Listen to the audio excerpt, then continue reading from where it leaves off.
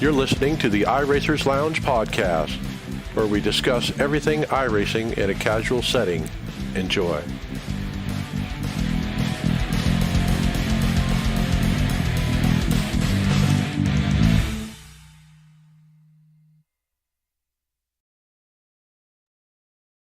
Welcome to the iRacers Lounge. I'm your host, Mike Ellis.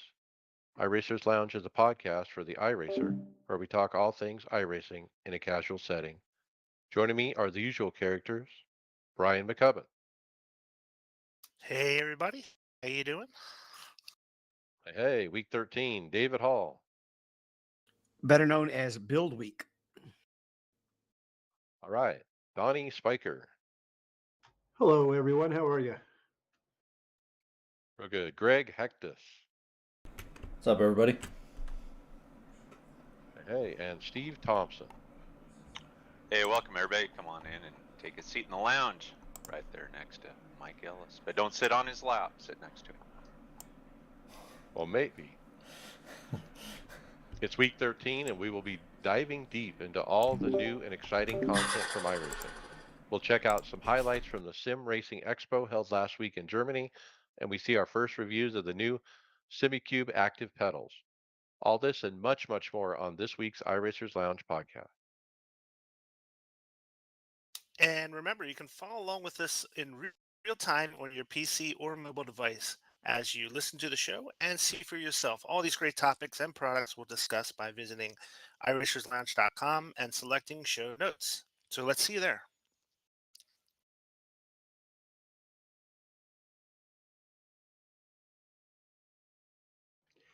Are you tired of your pedals feeling like a video game? You want to step up to feeling like you're actually driving? We designed our P1 Pro pedals to feel exactly like a real car, giving you a better feeling when you're driving. Push braking zones to the limit and avoid locking up by having a finer feel of the limit. Trail brake into the corner smoother, allowing you to carry more speed. Our P1 Pro pedals will be the last set of pedals you ever purchase for your sim. Lifetime warranty is included. That means if you ever run into issues, we'll service them and keep them perfect.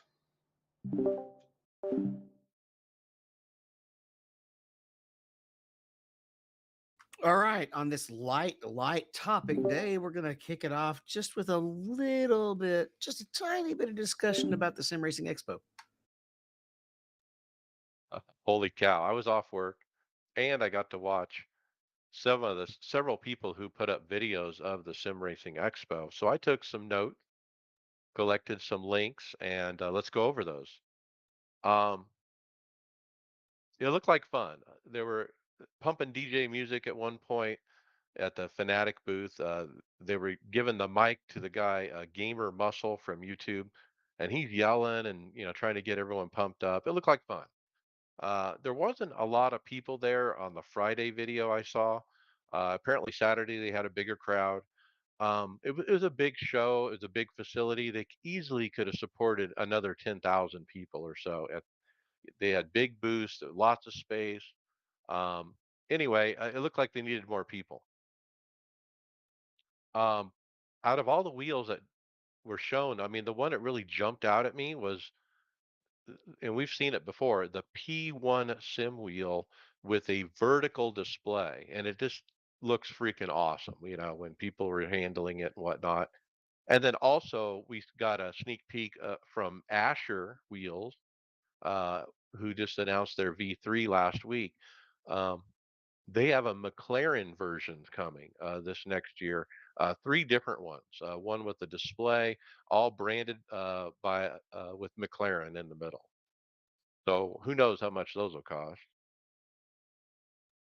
And then the big news I think was Track Racer. I mean, what a great company.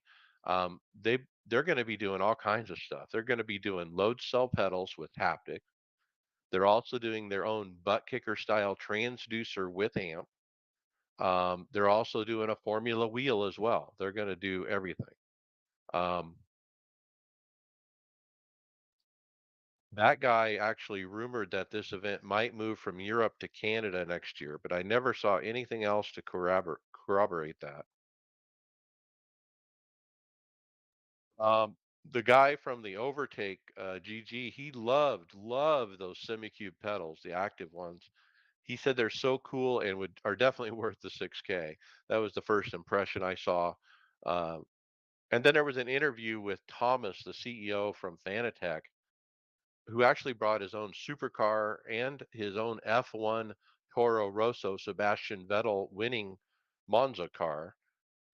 He owns it apparently and has driven it. He gave a lot of vague answers and described his 2022 as a year that they didn't release a single new product. Um, very vague on the quick release two that we did see in action there at the event, but no idea when it's going to be released or what the price would be.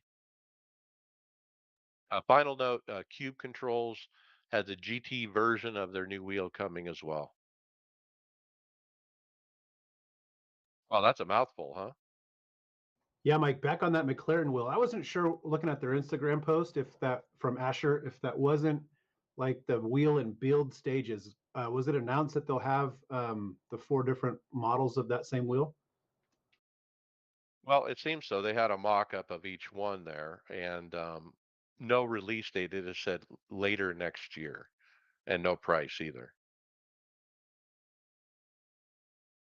I'm typically not a fan of the branded wheels just because they're very specific, but those did look like they're really well built.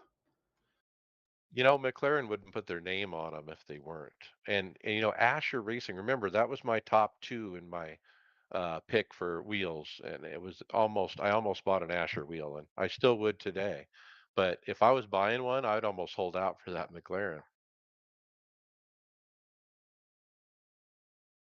So one highlight we didn't hit was that Tony Kanaan actually got to test out the BMW before it was even released, the LMDH GTP car. Was this our first confirmation that it was coming? No, I think we knew it was coming. We had BMW last week put out a paint, what the paint was gonna look like. But anyway, yeah, this is the first time somebody's tried it in the wild, and it was available at the Fanatec booth. They had about 15 different rigs, and everybody there could just take a turn and try it. And so here's a picture of Tony doing it as well. This is before the special events calendar or the patch notes were released, though, I do believe, which is Yeah, about a day, absolutely. which is about a day later. So this was the first time we saw that it was coming with the release instead of after the release. Yep, and yeah, so the Sim Racing Expo was fun, and we'll dive deeper into some of the hardware that was seen there. One thing I forgot to mention was Cube Controls is doing their Mercedes wheels, and we do have some pictures of that here in the script as well. And those are nice. It said they call the Mercedes AMG Sim Racing GT steering wheels. Not I enough think buttons. I like the McLaren over the Mercedes any day though.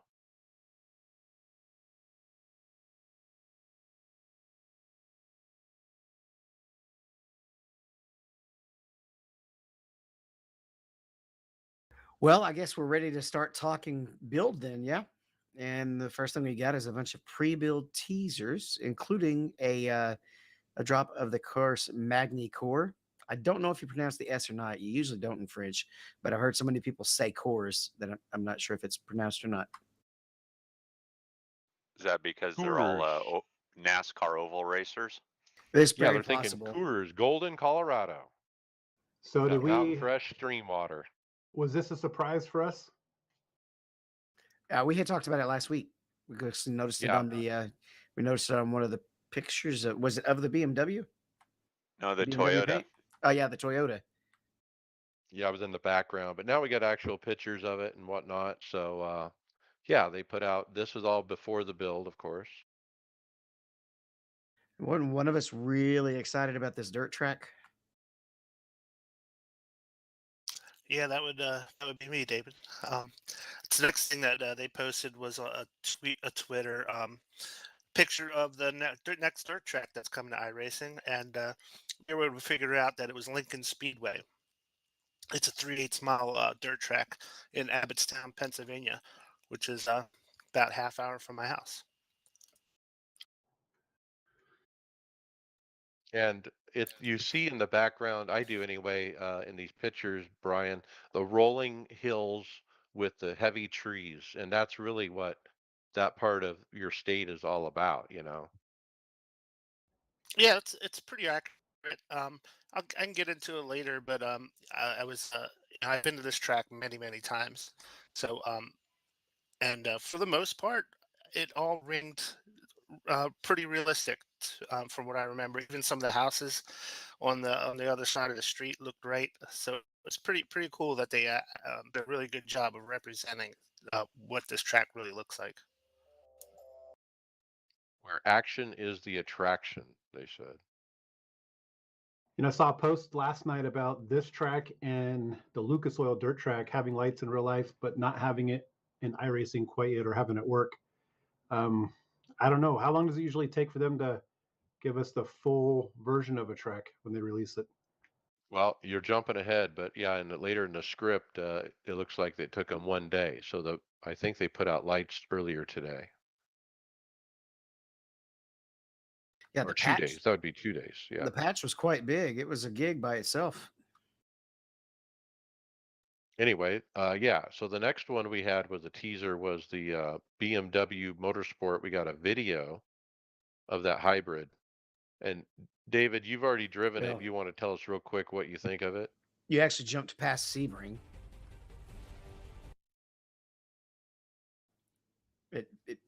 Before that, I'll hit Oh, both. Sebring. Yeah, they did artwork update on Sebring. I haven't been on the track yet, but the Week 13 series that's featuring the fixed setup with the BMW is running there tonight, and so I'm going to go run at least one race there after editing the show. Um, and yeah, the BMW is out. Are we going ahead and talking about these instead of waiting until we get into the actual release, the ones that were previewed? Well, I mean, you can give your initial impressions here. Okay. I mean, I ran Sebring and I thought it looked different. I mean, look, everything looks sharper, maybe brighter, more color. I don't know. It just looks a little Well, different.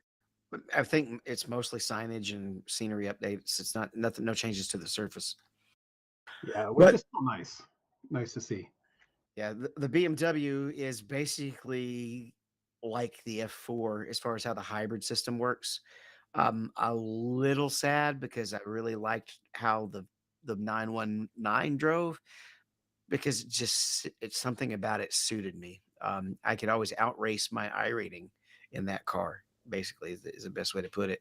Um, this one it's you can't manually boost. It's all done by computer AI that's supposedly just kind of studies how you drive the track. And it's just like the F1 car where you can switch modes 4 times per track. So it has attack, balanced, qualify, no deploy, and build. It basically 5 different modes. Um, but as I've been getting more used to it, it's still fun to drive. Um, the other thing that makes it handle a little bit differently is because the boost, you can't control when you boost, and the boost is in the rear wheels instead of the front wheels. It it's easier to get loose than the 919 was.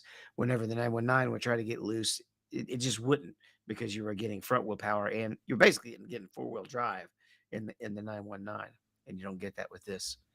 Uh, but yeah, it's out, and a lot of people have been running it.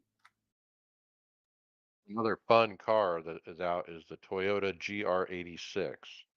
I think the GR stands for Gazoo Racing. I saw that on one of the videos that they have here. But I raced this car and actually won the first race I ran in it, and it was a blast for a front wheel car. Tried to do donuts in it and really couldn't. I figured somebody told me I had to turn off the traction control to be able to do it or something. But regardless, it was a fun car, and this is going to be a great entry level car, much like the Mazda Cup is. For anyone that's new to iRacing, come in and rookie, it's perfect for that because it's very forgiving. If you overdrive or underdrive, uh, you can recover very easily in this car. Was that on Redskoggen, Mike, your race? Yeah, Rudscoggin, another free track. Had a blast with it.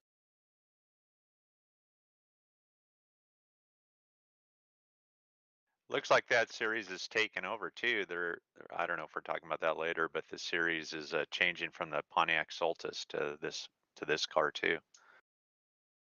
That's right. This is basically replacing that Pontiac and in those kind of series. It's fun. Get out there and try it. So the other thing that's fun is the AI they've added for the new hybrid, the BMW, Ford Mustang, Legend Ford Coupe, Lotus 79, 87s, the NASCAR 87s, and the new Toyota GR 86. I've tried the 87 at Charlotte. Uh, all of them run the high line in a row, and none of them will go low, and which was completely different than the winter NIS where everyone was running low and high. But it was nice to get some practice before the actual race, and I'm really happy to have that NASCAR 87's AI. I think that's the big thing in the build for me.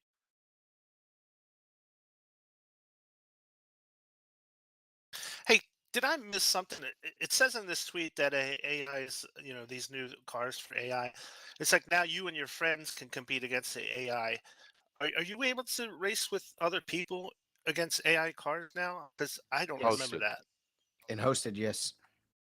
In hosted, okay, You can okay, host up that's a cool. room and they have it where it fills AI in the remaining spots that are available, I think. Okay, I've done that before. I jump in a room thinking that, wow, there's 50 people in here, and in reality there was 3 people and 47 AIs. okay. But I guess it would still let people join, or just kick out AI racers as more people join in, right? There's a bunch of different ways you can set it up, I think, but yeah, that's the idea. Okay, I'll have to try that out. That's cool. Another video they put out was the Magny Cours track in France. And then, of course, the new Mercedes car was released. Now, I don't think we were really expecting this soon. I mean, the F1 season just finished, and boy, here's the new car already. I mean, so my first question is, are the actual F1 teams, besides Mercedes, looking at this, going, getting ideas? Are they already buying it and looking, or getting, why are they putting it out so early? I'm just curious. The W12 was such a huge deal for the service, and it got a lot of publicity, and I don't know. It seems like it's such a big deal. This one they just threw out there, so I'm not sure what the reasoning behind. They didn't promote this really at all, other than just telling us they're doing it. But yeah, I'm just curious. I know people are buying it, people are driving it, but just curious on the longevity of these two cars. Can you paint this car, or is it still just whatever paint it comes with? You I can't paint assume it. you can't. It doesn't show up on the list of my cars in trading paints. Okay. So yeah, this is one tweet, 3 pictures. That's the only publicity it's gotten. I haven't seen anything from Mercedes either. So yeah, you're right. It's been very low key, Donnie.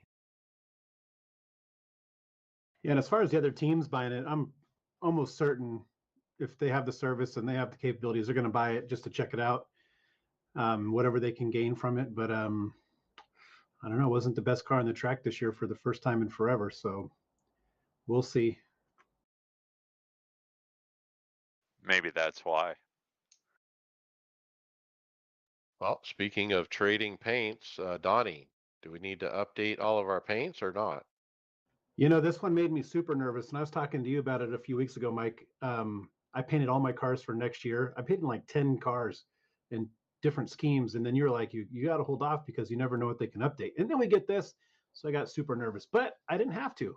All my schemes ran perfectly fine, luckily. But for the 2023 Season 1 build, iRacing is adding a new shader to the sim that will allow you to add clear coat to your car for custom schemes. This new shader will allow you to put a clear shell over the existing paint scheme of the car with its own specular qualities separate from the underlying material. This is meant to replicate automotive paint jobs where the underlying car paint is overlaid with an acrylic clear coat. So to answer your question, Mike, I've been running my schemes and practice sessions this week, and I'm not seeing anything different with them. And I hope I don't have to change anything because I don't know anything about that part. I think if you've done, did you do any spec maps on your paints? Negative. I don't even know what that is. Okay, that's why if you don't have spec maps, you don't have to change anything. Okay. If you do have spec maps and you want to look like you used to, it's real simple. You just fix the blue layer. So people who do spec maps will know what that's right. It's a layer that didn't do anything yesterday or 2 days ago, and it's the third layer on top of the metallic as well as the flat versus reflective, I think, or smoothness. The flat versus smoothness is one layer, and this is a third layer. And so, like on mine that we're using in Winter Series now, if I want to, I am going to have to change it because it looks just a little bit duller as a result of the clear coat going on with that black that I have. So I'm just going to turn around and go back and change that blue layer to a solid black color, which will make it no clear coat at all. Because my black is supposed to be a flat black. Makes sense. And you're right. And there's an exchange here from a iRacer and a staffer. The iRacer added this change won't, or asked a question. This change won't affect cars without spec maps, just ones that have a spec map other than the default values. And he was asking iRacing this, and they responded by, "This is correct. If you don't have a custom spec map, you don't have to edit anything," which is good to know. But I did notice, if you guys look through your cars this week, did you notice some of the cars look damaged in the paint shop? That was Yeah. a bug they fixed in the patch. Okay, good, good. What's interesting with that blue layer, just for the painters in there, like the values of 0 through like 15 are no clear coat, and then at 16, I think it immediately jumps to full clear coat, and Yeah. 255 is super rough clear coat. I may have those two values backwards, but there's a sudden jump where 0 to 15 is actually zero clear coat, and then the other range is varying degrees of roughness on the clear coat itself. Right. I read that. Yes. And my team painter, Bobby Jonas, congratulations, Bobby, on getting a different job. He's already working on next year's paints. He's shown us a preview yesterday of what the base might look like. Yeah, I thought it looked really good. You're referring to the next gen car, correct? Yeah. He'll put up two versions, one for me and then one for whoever else wants one. Like Steve Llewellyn usually runs it. Um, sometimes some others do.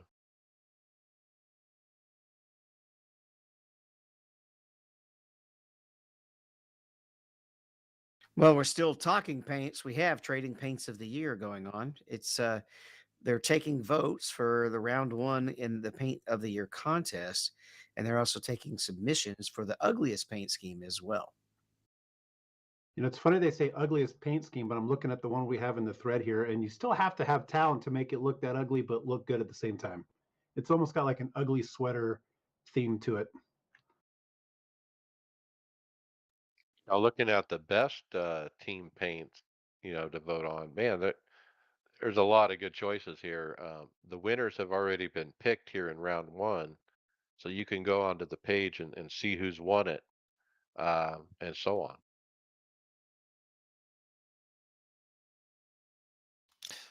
And Dave, I made a little mistake. The people doing the ugliest contest is not trading paints. It's a group called NASCAR Scasm, NASCAR Chasm, NASCARCASM. So That's a they're the ones who are actually running that. that's a kind of a Is that still pun. part of trading paints? That's a guy that's always making fun of NASCAR. Basically, Parody. It's a Yeah, NASCAR and sarcasm. sarcasm. Yeah. Yeah, I got you. It's just hard to put it together sometimes. NASCAR Chasm. They But yeah, hired him. he's the He's one on who's doing staff. that. Yeah, he works for NASCAR apparently. Yeah, he actually got more attention at the track in Phoenix than a lot of the lower end drivers did. So it's kind of weird. Like nobody was yelling Todd Gilliland or Cody Ware's name, but this guy walked by and people seemed to know who he was. Whoa, so there's 250 iRacing credits for first place. as long as you spend them within 2 years. So then you could afford. Then Mike could afford to buy the BMW and spend that $8. That's right. So get on it. Get on the best trading paint of the year, or get on NASCAR Chasm's ugliest paint scheme contest. Now, I'm not convinced that NASCAR Chasm and the guy from Trading Paints aren't the same guy, but maybe they're not. They're not the same guy. Okay. Okay. Who's that? Because the guy from Brian Trading Simpson, right? Paints is a NASCAR shill, by the way. I forget his name. Is it Simpson? I think Is it's it like Brian Simpson or something? Steve Luvender or Steve Lavender, right. something like that. Okay, Yeah, that's he the one. writes, Yeah, right. he actually writes articles for NASCAR on NASCAR.com sometimes. So, yeah.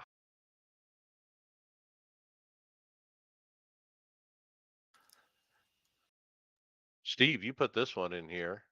Raha goes to Petty.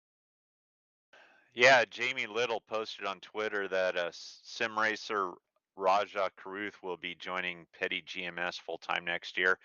So, anyways, he's gonna run full time in the truck series next year, and there's another interesting article that I found. You guys, anybody that's listening, can go to the notes section here on the website. But there's an actual timeline from when he went to his first race and started iRacing to getting his NASCAR ride here in the Cup in the Truck Series. So hope he does good. He's definitely a nice kid, and he's got a lot of talent. All right. So, looking at the timeline, 2018, he races professionally online for the first time in the eNASCAR Ignite Series. By 2019, he's signed with Rev Racing as the first NASCAR Drive for Diversity development driver. Yeah, I like that he's getting a full-time opportunity, at least in trucks, because ARCA is kind of like a crapshoot. You don't know what you're going to run into there. So, well, the truck series can be that way as well, especially if you're mid-pack. So, and GMS being a good team in the truck series, this is it's pretty exciting. Yeah, he Who's had the a crew couple. chief?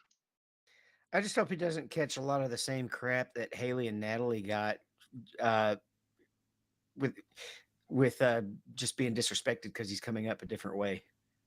He will 100%, but I try my best not to read that stuff, I guess, lack of a better word. I'll just take it for what it is and understand that these opportunities will exist for people. And I don't care. Still excites me. Well, he had I some mean, starts last year in the truck series, and couple. I mean, he had some decent finishes, and then I think he had one start or two starts in Xfinity series too last year. Yeah, the thing is, he had a bad mistake at Pocono that one time. But he got out of the The thing- car and admitted to it, came clean, basically said it was his fault, and that was awesome to hear. he's really good outside the car, as Donnie says. Very respectful young man. Good for NASCAR. NASCAR's looking for, drive to diversity. Obviously, they have a program, and this guy's like they're the perfect guy for it. So it's just neat to see that. Wow. I mean, inner Kid City. He goes to a NASCAR race for the first time. Then he jumps into iRacing, and not long after, I mean, he's in NASCAR. I mean, it really shot up for him real quick. He's got a lot of opportunities, but now that he's in the big three, I think he really needs to show, hey, I am a driver. I can do this. I can pull it off in the real truck. And so we'll be watching him closely.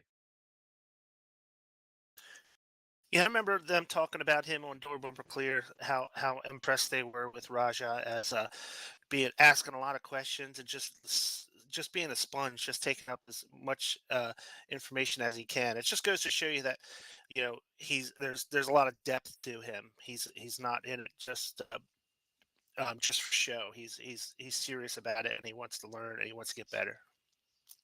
So who's the crew chief? Anybody know? Because that would probably make a difference on how well he's going to run.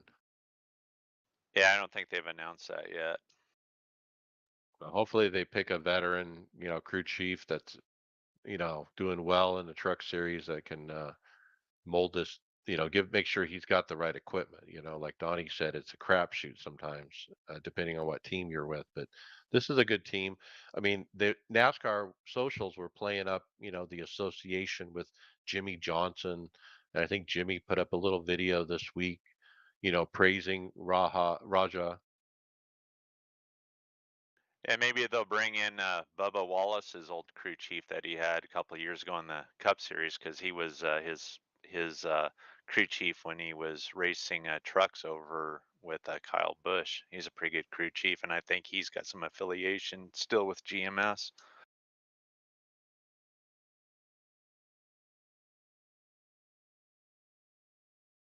All right, well, we're going to jump on into the release notes. We've already hit some of them, so we might blow by those. But otherwise, let's just go ahead and start talking some release notes.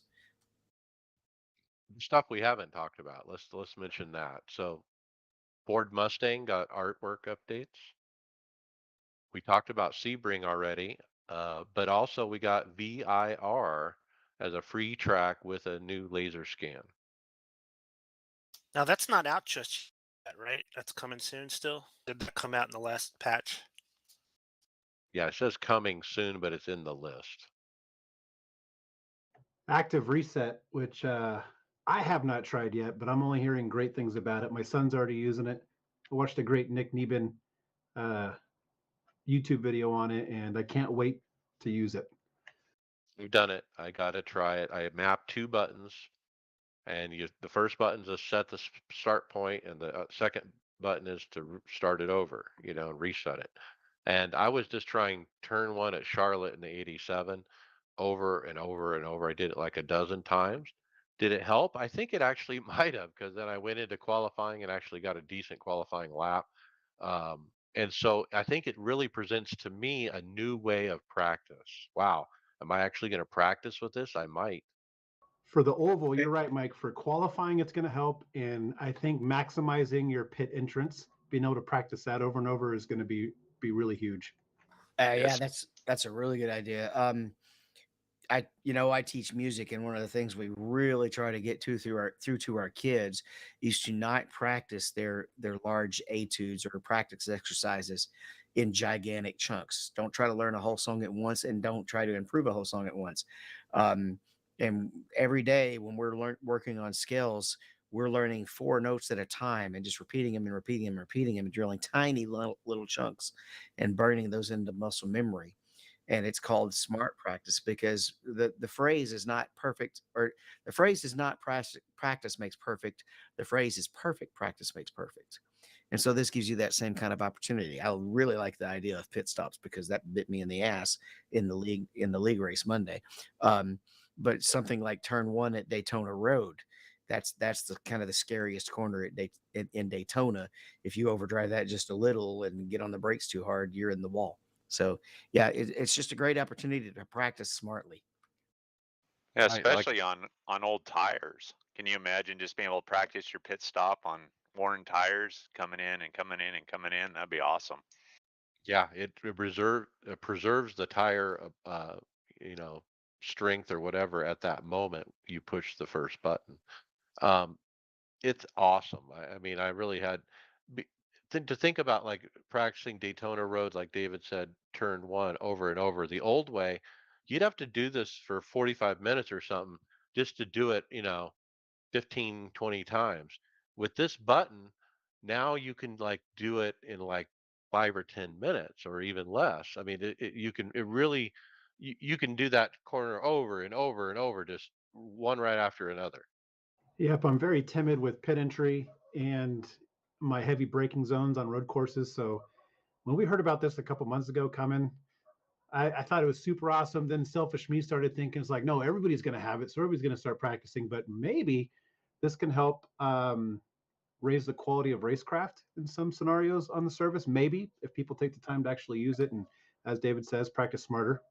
Speaking from experience as a teacher, not everybody will use it. Well, I know I'm using it, so hopefully I can take advantage. If Mike's using it, everybody will. Well, it's Well, you pretty can. cool. It's a I'm little jarring. Sorry, Brian. It's a little jarring when you do reset it, and it brings you back to that moment of where my fans are blowing, where the sound is really loud, and where the steering is at a really strong, force feedback. And so it's kind of interesting how it works. You have to be ready for it when you hit that button because the force feedback, comes in all of a sudden, very suddenly.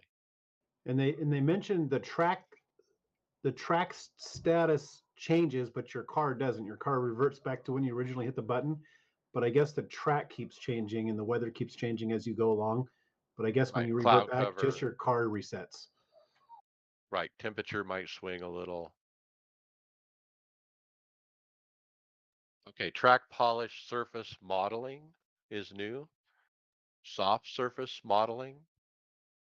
Start zones were added for dozens of more tracks. Now, I think, are we going to have this in A open and A fixed Well, or we NIS? we had this. I used this Monday night. I think I mistakenly ran a truck 13th week series at Daytona, and there we use the start zone in there, and it gives you a prompt at the beginning of the race, telling you that this track is, you got to start within the restart zone and whatnot. So some tracks are having it, and it was cool because you knew when it was going to happen. You didn't have to wait or anticipate it and whatnot.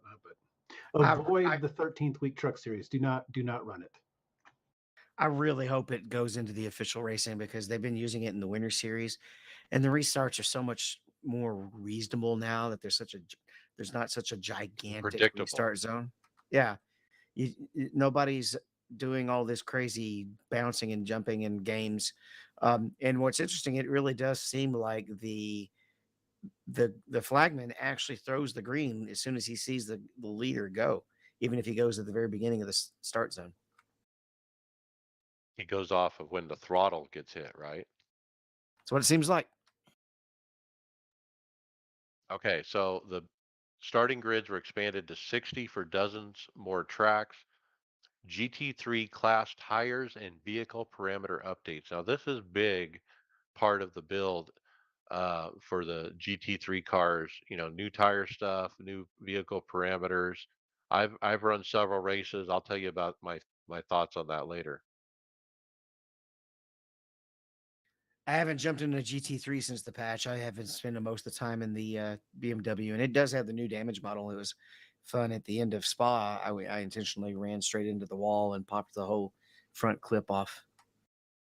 Okay, series stats and standings in the iRacing UI. So this is kind of a joke because it'll only show you the overall series stats. It won't show you the divisional stats. Even though there's a divisional button, it doesn't show you your position in the divisional standings. It's kind of silly.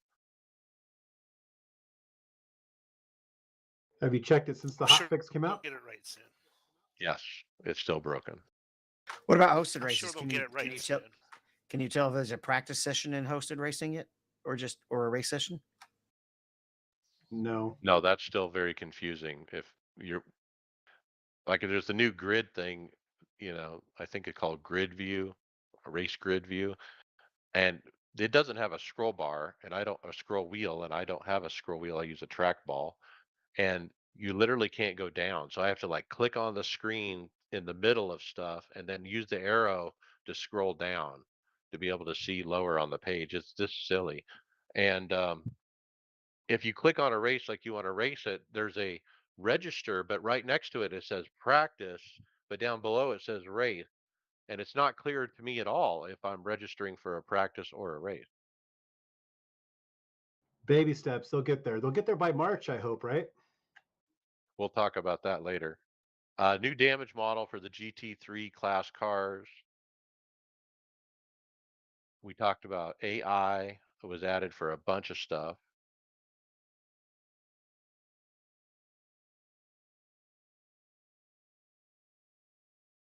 What else do we need to go into detail on, guys, on this list?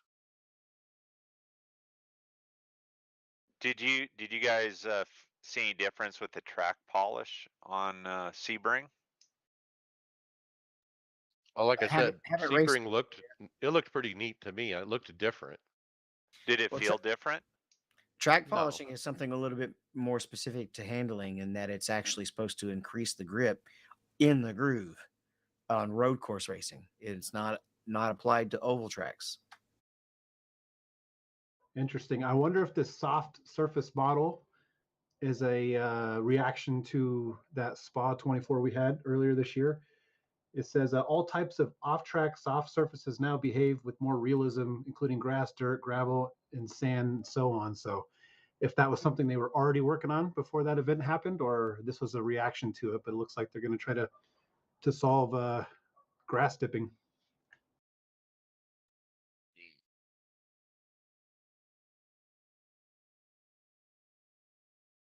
They did add some harmonics to LFE effects that are supposed to make them better on smaller shakers.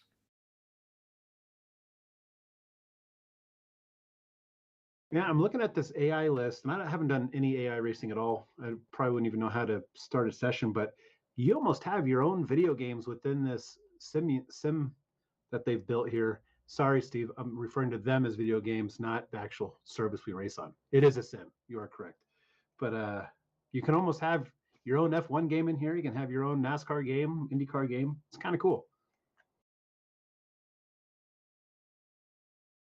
There's been quite a few, quote, safety improvements added to the force feedback. I think the big one to mention is there's a new slider in the settings called smoothing, and it's set at 15% default. Now, the old way before the build, that would have been 0. It didn't exist. And we have a later story to get into more detail about that. But I ended up trying it both ways and putting it back to 0 because I thought that felt better. I thought leaving it 15 just took something away. I did mention that in the forum, and I'm not the only one who had mentioned it. So it might still be a work in progress. We'll see what David Tucker says. Looks like the sporting code's been updated for start zone added to the glossary, and just some rules regarding abbreviated starts and rolling starts. So looks like we got to thumb through the sporting code for updates. I'll get back to you on that one in a second. I'm going to go look that up.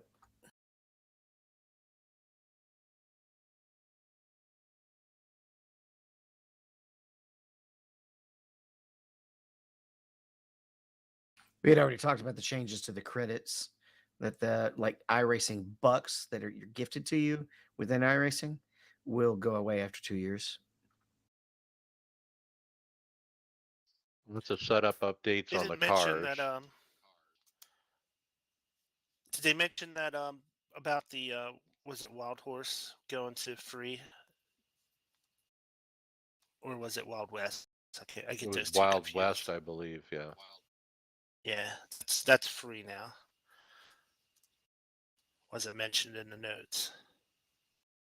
And I'm going to give that a go tonight after I practice for Nash or DNIS race Sunday. I'm going to get on Wild Horse and see how the truck is on that.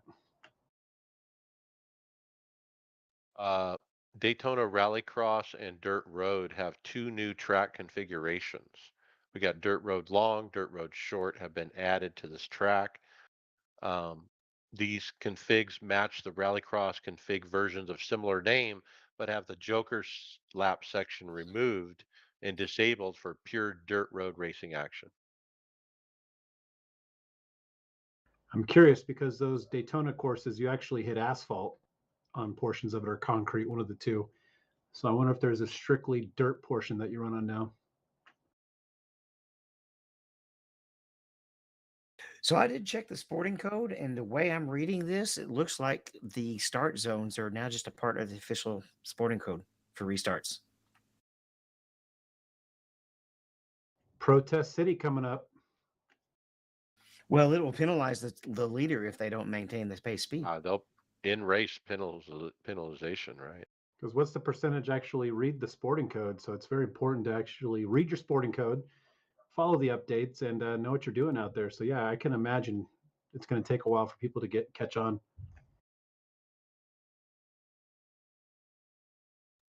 Yeah, so here's VIR, and it says it'll be out before the end of the year. It's entirely brand new with a 2022 laser scan data and will be fully rebuilt with new artwork to bring this track into the modern age.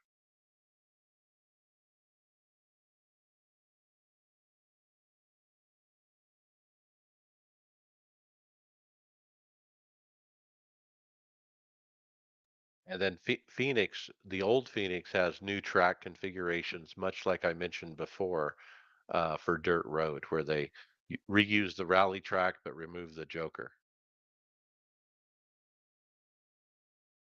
And that's it. Boy, that's a lot of stuff. Yeah, it was funny that anybody would say this is a small build because it wasn't, and it was really the IMSA build, if you want to name it a build. That's really what got hit the biggest. Yeah. Yeah, that's I totally agree with you. But we're coming up on the Daytona 24 hours, which, as far as I know, is probably the biggest, highest participation event in the whole calendar year. Isn't that right? I think so, yeah. I don't think anything gets more people in it than that series does. Okay, so let's go post build reaction and notes and content. The first video was Nick Nebon. He didn't take long. Within a couple hours of the build being released, he had a video out on active reset, which encouraged me to go try it. And because at first it was like I wasn't even sure how to do it, but you have to go map the two buttons. That's the key. And then he kind of shows you what to do. You just be racing along, and before you get to that corner, you just push the first button. Yeah, Mike, this is the video I was referring to earlier that I had watched. And it was fantastic just watching him over and over and over go through the corners that he was working on. And yeah, it's gonna be a great tool. Yeah, another really good video about this was from Dave Cam. I watched his video. He did a great expose on how to use it and how it operates. I don't know if you guys talked about it, but did you talk about the deltas on these two, where you can set the deltas and independently from the start and stop point, just to get No, find out how you're doing in that corner. All right, I haven't watch figured Dave that Cam's out. video. He goes over really, yeah. Watch Dave Cam's video. He shows you how to set the deltas, and that's really, it's really cool that you can reset and go over these corners, multiple times. But the deltas, if you set those right, you'll see where you're losing time and where you're gaining it in those turns, and that's Now, really where you can start to learn that. now tell me in English, in Brian, what does that mean? Set the deltas. Well, basically, what it does, it's almost like, when you have like the when you push the button on there where it shows you, it compares your best lap and compares, session best Right. lap. Well, it just does that just for one section that you program. So you'll go just through that one program, one section that you program, and it'll show you where you're fat, where you're slowing up and where you're gaining speed. But it's just on that one section, as opposed to, going through an entire course like you would normally do when you're doing comparison laps, when you're doing it the old way. So Okay. that's what that does. And So it that's doesn't Well, the have to third and be, fourth like I said, button. in the yeah, that's the past, third and fourth button. you could mark your you could look at sector deltas. So I think what Brian is saying that is you can create your own sector. Yeah, custom Basically, sector. yeah. It can be as short as one turn. It could be a series of turns. It can be, you can set it however you want, and it can be set independently of the actual reset point. So you could go back to your reset point, and then the delta doesn't kick in until right before you get hit your brake zone or something like that. So again, I really suggest looking at Dave Cam's video. He really goes over the delta side of it really well. Yeah, great point, Brian. And I remember this now in Mike in this Nick Neben video.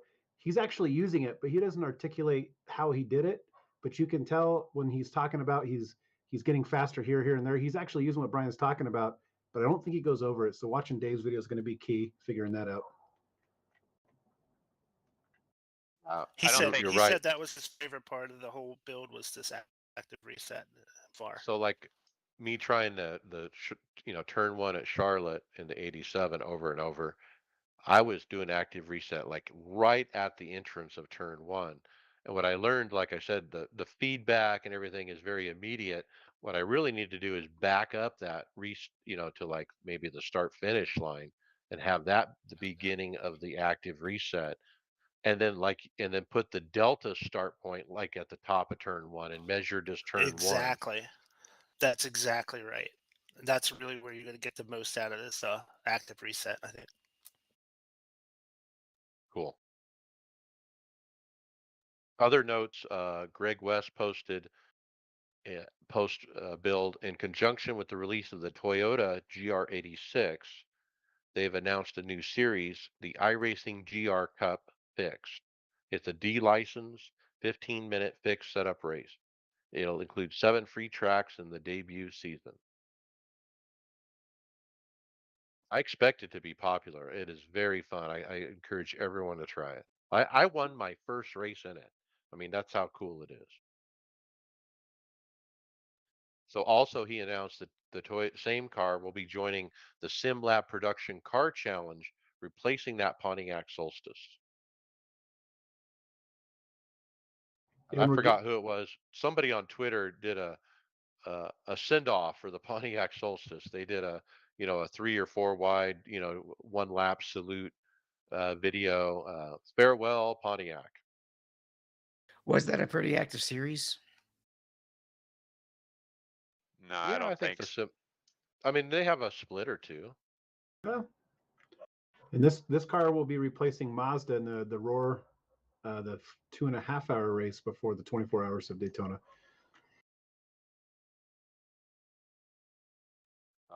Jacob Smith, he put on Twitter right away that the Lincoln Speedway is supposed to have lights. He actually emailed iRacing support. They told him no, it isn't, but he actually posted up pictures. Brian, you've been there. It has lights. Yeah, absolutely it does. And matter of fact, I purchased this the first chance I got after I did the update, and one of the first things I did was I went into a test session and I set it for nighttime because that's when all of the feature races are run at Lincoln. There were Saturday night races, and I got into the sim and it was completely pitch black. I was like, "What is going on? This thing is this thing does not have lights." I was shocked, but yeah, apparently if they put in that patch, that's a big deal because that was my biggest complaint about the whole track. Was what they did with the not having any lighting on it. That's crazy. And this is to put iRacing support on blast here. I've kind of had some issues with them recently regarding the UI and loading and whatnot. But this is the response. These real life tracks that we have recreated in the sim do not have night lighting. So to me, how can you write that? Yeah, yeah, that's a fail right there. So Now, the other Steve thing that they Myers screwed up. apologized for it. Okay, yeah.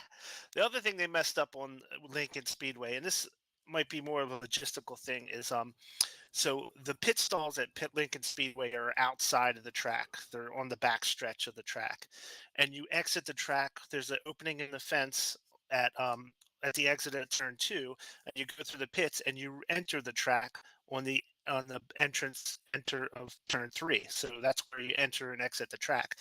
Well, the way you get to that exit point is when you come out of turn four and come down the straightaway. um, you actually go across the infield almost like it would be a figure eight.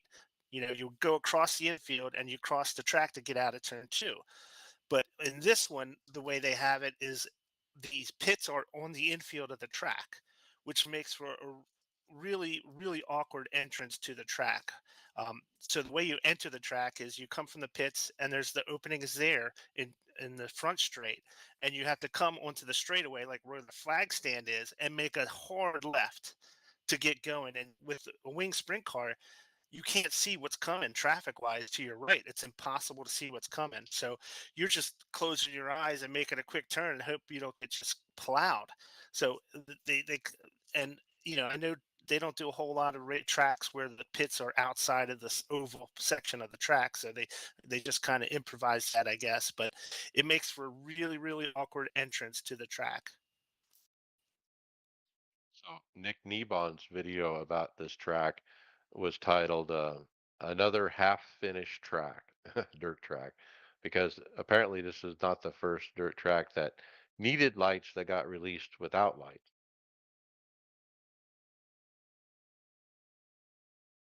Moving on, Annie Rabbits, uh, Twitcher, she says, yes, the Lambo is back. My favorite car is back in business this season. After testing tonight, the Lambo and the Audi will be it for the season, I think. And also a tweet from Yuri Kasdorp. He said, the golden era of GT3 is here. They took off any front grip of all the cars except for the Audi, the Italian Audi, and the Ford. Audi is twitchy, the Lambo is nice out of the box. If you manage to not die in the McLaren, you might probably win. And because of these tweets, I actually ran the Lamborghini in that fixed series, week 13 fixed, and I had a blast. That car can turn. I mean, if I don't know if it's the new tire model or what these guys are saying, like it's got better grip than the other ones or what, but I'm just loving the McLaren right now. Excuse me, the Lamborghini. And he put up times of each car because he tested each one. But I think he's kind of right. I mean, this is the golden age for GT3s in iRacing. I mean, they're really investing heavily into it. It's a series that seems like it's a lot of changes and a lot of updates, but iRacing has been on top of it. They're keeping up with all the changes like as soon as they can. They're not leaving old stuff for you to race, even though newer stuff is out. Um, and I think it's just participation. I think that's where they're seeing a lot of participation, and they want to please those people who are doing those races. Hey, David, quick question. Does this new build affect the GT4 cars at all? Uh, I My best guess is no, because I don't remember seeing it anywhere on the list. This was mostly on the GT3 and IMSA side, or I guess the upper echelon of IMSA. Yeah, makes sense. I'll check it out this weekend, see if there's anything different with the BMW I run. The last note was about the smoothing defaulting to 15%, a new slider in the options for force feedback. Be aware of it on each car that you get in, and you might want to try it at the 15%, which is what David Tucker wants it at, or you might try it at 0%, which is the way it was before he added the filter. Now, some of the pushback that I don't know if it's pushback, but questions that David Tucker is getting in the forum thread is, hey, the SimiCube software, the Fanatec software, they have their own smoothing, okay, or what they call it, smoothing, and now the sim has smoothing, and so are we double filtering this when we shouldn't be, and whatnot? But I still haven't got a good handle on exactly what this is. Yeah, I wonder because I use the AccuForce wheel, and you can incorporate the force feedback from iRacing or use AccuForce's feedback and completely override iRacing. So I haven't tried it yet. That'll be interesting. Did you feel any difference in the feedback? I did. I mean, it starts at 15%. So I ran a race like that, but then I moved it back to the 0, which would be the way it was before. Ran the same car on the same track, and I felt like I had more fidelity on the feedback in the wheel. I was feeling more bumps, more twitchiness, and different things in the wheel than I did when it was smoothed out. So I left it at 0. And my intention at this point is to put it at 0 on each car until I figure out what this is. Yeah, I'm Did looking it through. feel different from before the build? No, but there's other people in the thread that says it does. Several people. Now I don't feel it, but um, there might be something to that because there are some people that have reported what just that.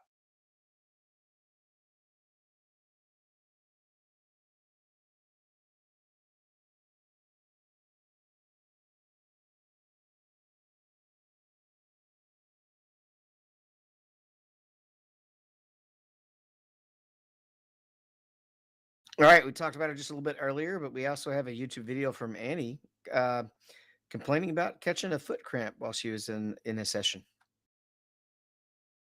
Yeah, it's crazy. Pretty She funny. was what, halfway through the race or whatnot. She started getting cramps. Do you guys get cramps? I have really bad carpal tunnel in both my hands, and since I've switched to this setup, and with the longer NIS races, I feel it, but never any foot cramps, luckily, because foot cramps could hurt. My knees would start to really hurt on the older pedals where I had to really float the pedal to do partial braking instead of relying on the brake to just push my foot back up, right, and release the pressure. Whereas now, I don't run into that issue. And also, when I had the force feedback turned up back when we ran or the radical at ovals, I actually ended up with a carpal tunnel kind of thing, basically combined with weightlifting, that hurt one of my elbows for quite a while. Maybe she needs some electrolytes, some LMNT or something. But your carpal tunnel, Dave, came from work and typing. That's where it came from. No, I don't type that much actually. It was more from lifting and turning. Playing with your Brando instrument. has electrolytes. Brando has electrolytes.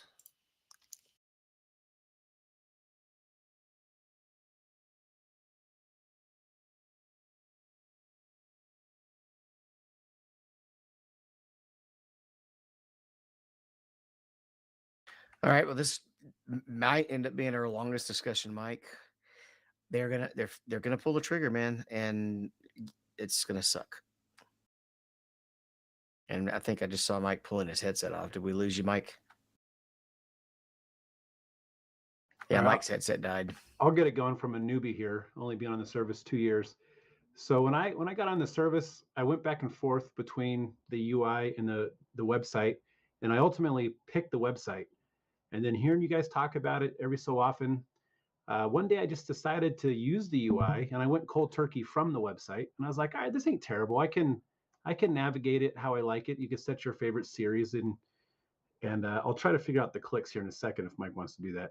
But then all of a sudden it wouldn't load. It wouldn't load for me. It wouldn't load my updates. It would only load half the time. This is the member support I'm referring to. And just now I'm trying to load it, the UI, and it's not loading for me. I'm hoping the fix would fix it. But then I went back to the website and then got used to that again. So I don't know. I thought the results would be the last thing they needed. There's obviously some polishing they need, but yeah, you got a couple more months left to go. Big news, huh? All right, so here's the plan. You have till December 31st, and then starting January 1st, no more website for you. We're just gonna have to start a mega thread of you said you were typing it at me, but we got to get the attention in the mega thread and just say these are things that the website does that the UI doesn't. Like, is a hosted session just a practice or is a hosted session a race? I mean, that has got to be one of the most simple pieces of information you should need to know when you're joining a hosted race. So I didn't understand that complaint until last night, and I was in the dirt midget, and I was wanting to find some stuff, and it would, oh, there's the dirt midget, but I had no clue if it was practice, if it was a race, if it was a league. I think we'll say league in there, but you're right, 100%. I was actually getting pretty pissed off at that, and even to myself thinking, how simple would this be? That's not some little detail. That's fundamental to the what's going to go on in a race.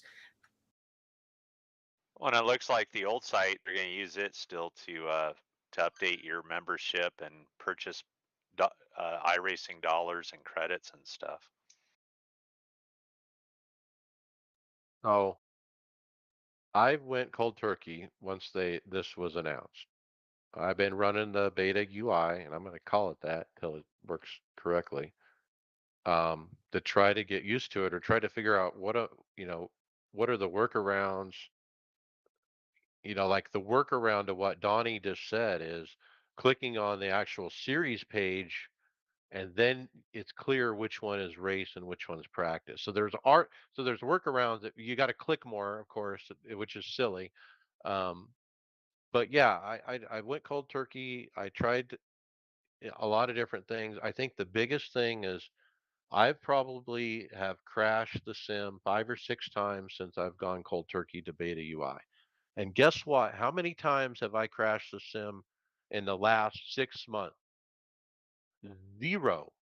in 6 months. And now all of a sudden, 5 or 6 times within a few days. So what's the difference? Oh, I launch from the beta UI every time when those crashes happen. So that's my huge, huge concern here when they're going, belly up 3 months from now with no backup way to launch. This sucks, and I don't know if it's just me or my setup, or is this everybody or what? No, I've been having loading issues for a while, and it doesn't crash my sim if I actually finally get to the sim. It won't crash.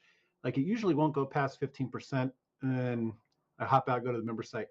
But I was just checking for NIS. If I want to practice the NIS track tonight, it's 4 clicks for me to get in the session.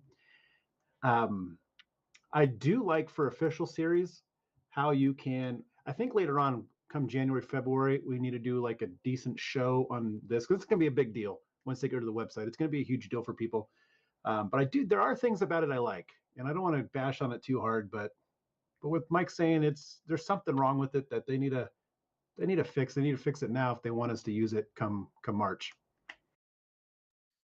I already mentioned the missing scroll bar and the race guide. That's huge. I mean, that's like basic UI 101. I mean, if you're designing a UI, you have to design it for any kind of input device. Okay, don't assume that everyone has a scroll wheel.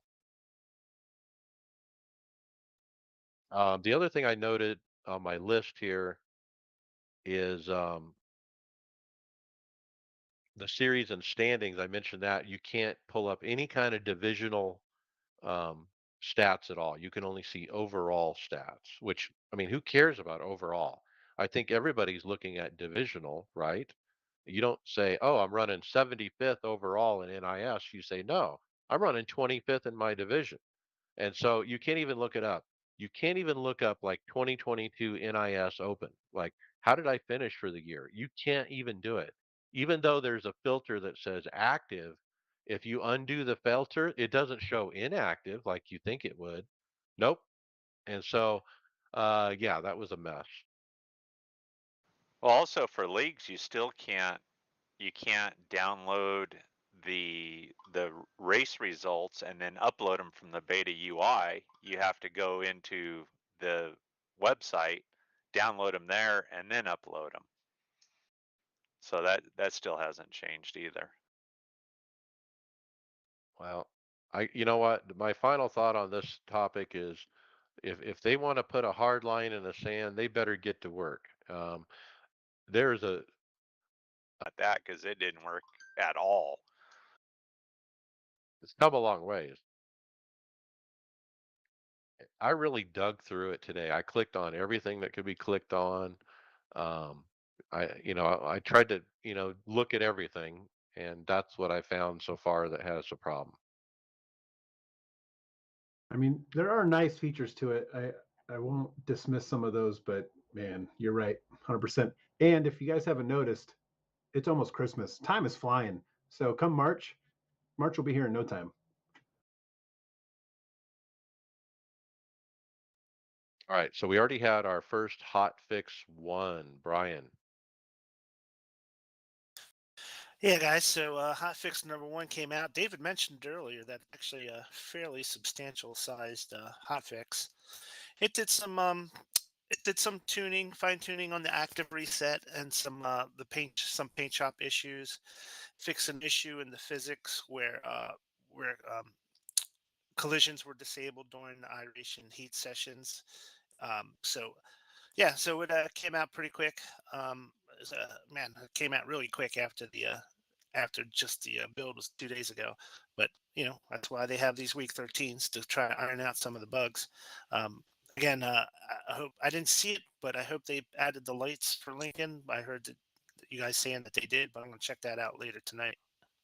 Yeah, it's there on the list down low. Lincoln Speedway night lighting has been added and enabled. Okay, good.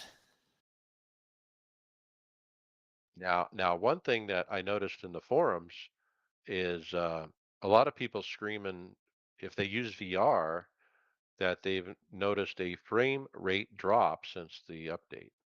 The patch had nothing in it about VR or frame rate drop. Um, Now, not everybody's affected. There were people in the thread that use VR that said they were okay, but there were many, many, many people that said, "Hey, it's almost unplayable now. My FPS is cut in half." So there's something still up with that. There were a lot of people saying that. Hey, it used to be Well, a lot of times you had to reset your graphics in VR after a build. I haven't had to do it the last few, but sometimes I used to have to do that. Yeah, that was a recommendation in that thread, Steve, that people should do that. And it may just be that a feature kicked in that they don't know kicked in somehow accidentally in the background. So any kind of graphics feature might have just gotten flipped on, um, or something, or their system was just teetering on the edge of something, and it's now hit the bottleneck. well, How big was the in the update? forum later in the forum post, Dustin William Owens Dawes, long name, said that they acknowledged that there was a problem, that they were taking that hit. They said they changed how the cockpit was drawn, which is presumed to have caused a decrease in VR performance. Fixing it might be a whole different kettle of fish, such as a change is pretty fundamental change, and probably has good justifications in other aspects. So yeah, he thinks that they acknowledged that it might have been something to do with the way the cockpit is being drawn in the cars. I see. So more to come on that. All right, the schedule's been released. I've been glancing over it as we've been talking. Um, not a whole lot of surprises other than the changes we've already talked about in the car lineup, right? So we kind of already really hit that. That BMW is now both in IMSA and the European series, which can no longer be called Le Mans, right?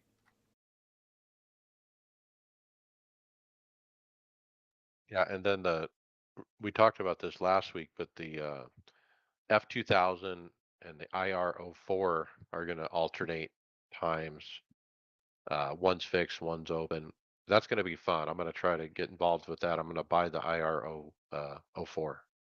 No, it's the Indy Pro 2000 you Yeah. need. Oh, Indy Pro. Okay. Yeah, and if you do, go to the forums and they put sets in there, and it's a good community because it's not a good car to run fix. I mean, you can run it, but it's they're pretty quick. You want a set, right? Before we hit these special events, I'm going to do a real quick rundown of the World of Outlaws race from Monday night. It was they raced that week 2 at Eldora Speedway. Hayden Cardwell took the win. Second place was Alex Bergeron, and third place was Kendall Tucker. So after 2 weeks, Alex Bergeron holds the series lead by 30 points over Tyler Schnell and JD Brown in third. So week 3 will be next Monday, and we'll catch up with those guys again. Now, glancing at the schedule, I'm not finding the NIS series set up right now. I guess they still just have the winter NIS posted at this point. Yeah, I don't believe that schedule didn't come out till freak. It was late, like almost into February before that NIS schedule came out. Came out with the A, B, and C schedule as well, or the NIS Xfinity and Truck. I don't think they feel like they need to put it out because I think it's pretty well known that the times are going to stay the same, and we already know NASCAR drives the schedule, obviously. Yeah, it's just big for the B and the C series because on the off weeks of real life, because they've mimicked the real life schedule, but on the off weeks they throw in, whatever track, a random track. So it was always nice to know what that track might be for people who want to purchase stuff and whatnot. But yeah, those schedules won't come out till much later. They actually do the same thing for the regular A Open as well. All right, we got it looks like one more 2022 event, right? 2022 Chili Bone Nationals. It's going to be going on from the 13th to the 18th. Monday through Friday, there's going to be 2 time slots each day, 10 a.m. and 9 p.m. Eastern. That's 0200 GMT and 1500 GMT. Then there's a Saturday super session that's going to take the top 60 overall in points from the race week. Those will go on at 10 a.m. Eastern, 9 p.m. Eastern, and 15 GMT on Saturday, 2 GMT on Sunday. I've been practicing all week for this. Have you guys ran this event yet? Most of us are not really dirt other than Brian. Oh, Brian's our dirt guy. what about I you, have Brian? the track. I have the track, but I don't have the midget cars for it. It is hard to drive around. It's so small, so tight. It's so It feels like demoralizing. you're barely touching. Yeah, it's I've been tough. practicing every night. Shout out to Tommy Brandon. We raced with him in the winter NIS season. He has a YouTube channel, and I've been watching his video like almost on a loop because he shows a video on how to run the dirt midget. Tommy Brandon, I believe that's his name.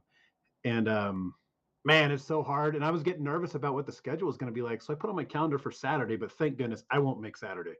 They got to be top 60 in points. But I did find a hosted practice session last night, even though it didn't say practice. I found one, and a lot of the guys on the track with me are about the same. Can get about 4 laps in before they climb up the wall and roll over. So I'm so excited. We'll give it a go next week, see how it goes. And yeah, What's weird about this one is it doesn't line up with the actual Chili Bowl. The Chili Bowl itself is not like almost a month away. Typically, they run the same weekend or the weekend before the actual special events that they do, but this one's early. I don't know if they want to just get it in before the new year or what. I'm wondering if a lot of the real Chili Bowl racers run this event as well. And maybe that's why. But man, it's a very tough thing to do. And It's it's very humbling, and it makes you appreciate what they're doing in real life as well. Because I'm not driving how they're driving, and they're hanging that thing out the entire lap. It's if just it's a month, crazy. and if it's a month away, it's sitting right on top of the holidays. Yeah, Yeah, maybe they it's want to like get the it done first before, everyone takes the time off for Christmas. and the Chili Bowl is like a week long event. It's not like you go there on Saturday night and race the Chili Bowl. It's a week long thing. Everybody's there for at least a week, And then you have the running all micro the week different before that. features stuff. So it's almost Yeah. 2 weeks because you have the micros before that. So, and a lot of those Chili Bowl guys race on that as well. So it's almost a 2 week endeavor for them. And so I don't know. We'll see. So it's 60 lap splits, and the qualifying is 3 minutes. The track resets to 2%. You got 8 lap heats. Top three advance directly to the main event. Then you have an E main, D main, C main, B main, and then an A main. Caution laps do not count in the A main. That's going to be for every session throughout the week. That's a lot.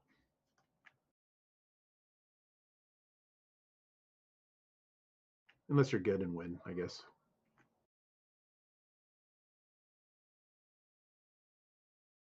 Hey, moving on. We have other 2023 special events. The Roar is going to be January 13th through the 15th. The 24, 20th through the 22nd of January. Daytona 500, the 14th through the 19th of February. And the Bathurst 12 hours, February 10th through the 12th. I'm going to nitpick here. And this is what Yeah, I brought up. I'm sorry, Brent. This is what I brought up earlier, David. it's okay. Says the Roar is the 13th, 14th, and 15th, but only gives times for Friday, Saturday. So that's where my confusion lied. And I'm thinking, how does some of this stuff get through unchecked, essentially? Mm, What it time might, zone is it? well, it so for some of the Australians, even though it starts at 1600, it'll already be the 15th for them. I'm not that smart. Could be. Yeah. So I think they did this because they don't have the full special event calendar for 2023 yet, and they want to get these races in January and stuff posted because they took a little flack. If you remember one of the stories we had last week, that guy's like, "Man, we want to start getting practicing on this. We don't know when anything is." So I think that's part of the reason why they released this partial schedule just the first month or so.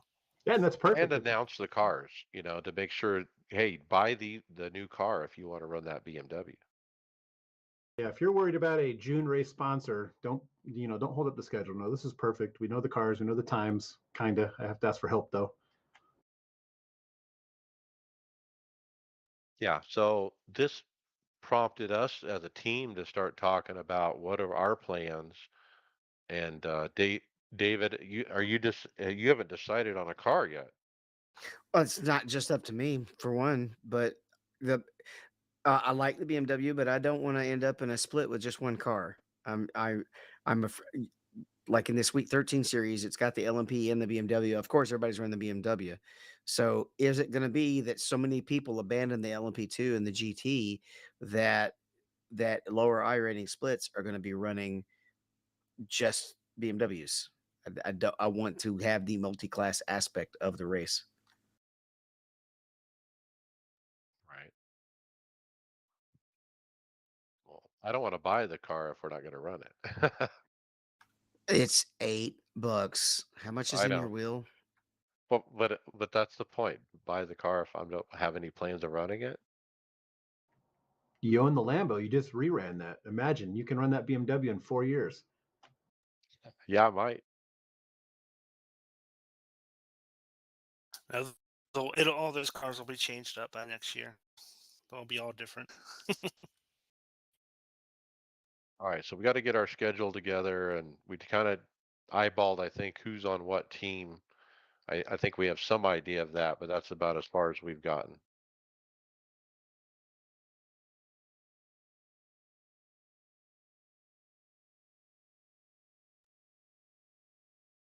All right, podcast housekeeping. Leave us a review of your favorite podcast platform to make it easier for more listeners to find the podcast. Mention us to your fellow drivers so they don't miss out. We do appreciate it. Don't forget that action is on Discord. We've been talking all kinds of stuff over there this week, so join the conversation. And don't forget our website, iRacersLounge.com. We're in regular rotation at the Performance Motorsports Network and Roku TV. Excuse me. It's iRock TV on Roku TV. I think it's what it's called.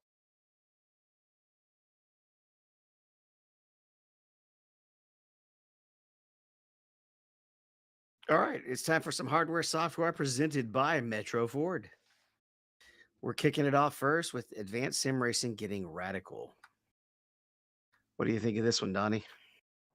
Yeah, Advanced Sim Racing will be the new exclusive manufacturer of the ASR F Pro Radical Edition, the world's first and only sim racing chassis made in Radical's image. And Steve, you have mentioned to me in the past that you've driven on Willow Springs. Do you think this is where the shot was taken? Yeah, it sure looks like it, doesn't it? It looks like Willow Springs right there, It especially drives me. the Yeah, mountains in the background there. I drive by it maybe once a week, and it would be nice to know if they were going to be out there. I'd have to go fanboy a little bit, but yeah, it's pretty interesting. Not 100% fan of that rig setup at all, really, but that's kind of cool. See another sim chassis manufacturer partner up with the real car.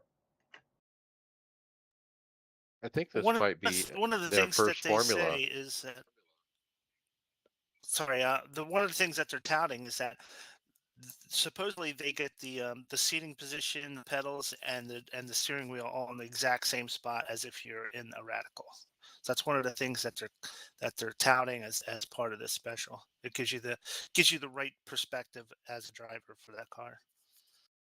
Yeah, it makes sense. That- I'm curious how he would hop into that thing. Be very careful. And that seat is laying back. I mean, definitely a formula style look to it. You know, the LMPs lay back like that too. At least it did in the 919. Yeah, I'm pretty sure they're still laying back. Oh, the rig is on pre-order. You can actually pre-order. It doesn't say a price. So yeah.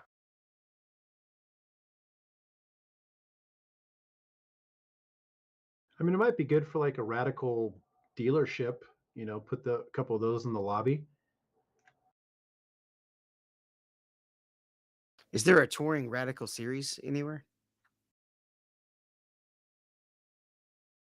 There's a private course out here by Phoenix, and out in the desert where they run radicals. Like you can go out there and rent one, I think.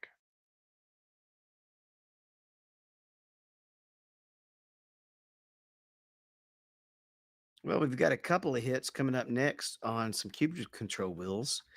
They're introducing the F Core, which is an upgraded entry level formula steering wheel. It's nice looking, especially for what you would call entry level. It's got quite a bit on it. It is.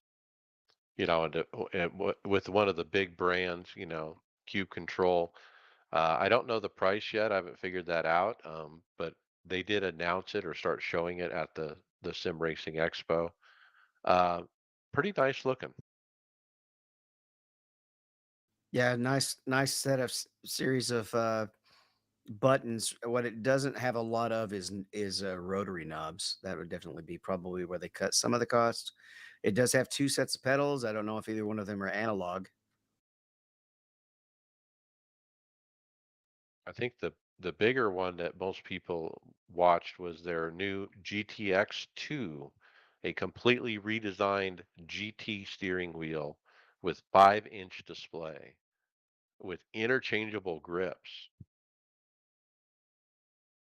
I do like the look of this wheel. I like a GT style wheel. I'm just curious about the interchangeable grips, though. Do you lose any strength when you have pieces that can come off? Good point. How do they attach and that kind of stuff too? I have no idea. Well, the I, grips I are agree with you, Donnie. It's a good looking wheel. And it's different enough from the ones that we see on a regular basis to stand out. yeah, and looking at where the grips shape is, the strongest structure you can make just about other than a triangle is an arch, and the grips are an arch. So I don't think you're going to sacrifice that much strength structurally, as long as the attachments are well designed. Yeah. I was more referring to the actual grip strength on the whatever that is, could be carbon fiber or metal behind it.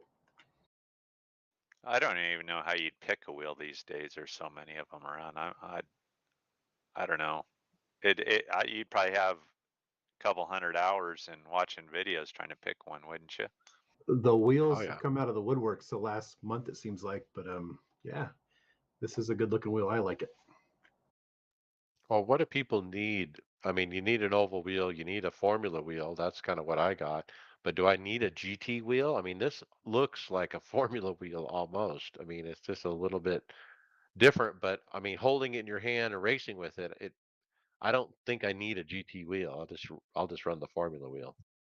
I don't really know how much of a difference there actually is. I guess maybe size. Maybe the GT is wider than the Formula wheel. That's the only thing I could think of as well, just size difference. So the other announcement was their pedals, the soft blue, uh, petty blue pedals that we saw last year at the Sim Racing Expo that we were drooling over. I was anyway. I thought they looked really cool.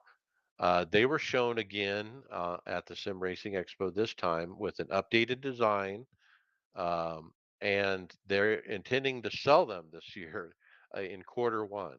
Even though they never did last year come to sale, they did promise, hey, these will be out soon. And a load cell, I take it. Yeah, load cell. And honestly, I really like the look of them. Just the design, the color isn't too bad. Is there a return spring on that throttle I'm seeing in there? Or is that all within the damper? Unknown to me, but a neat design. I mean, I like you said, the look of it is impressive. A lot better looking than the one that's going to be down below. That's for sure. I can't get over the look of those ones for some reason. There was a video somebody put up of the entire booth at Cube Controls where they show all the different wheels and go into depth. So if you want to check that video, check out our script.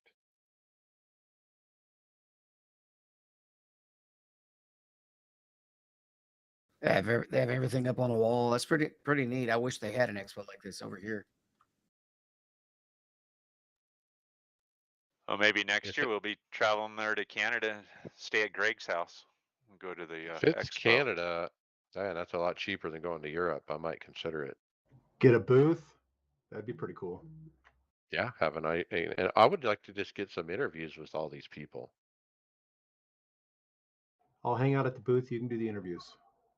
We actually could do a booth. That would not be out of the reason if we all kind of pitched in for the price.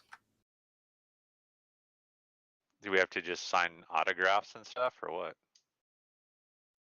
We could put out some hardware and We got throw some up, hero do some cards for live Steve. shows. One of us could we could bring a rig or bring a laptop style rig like some of the guys have.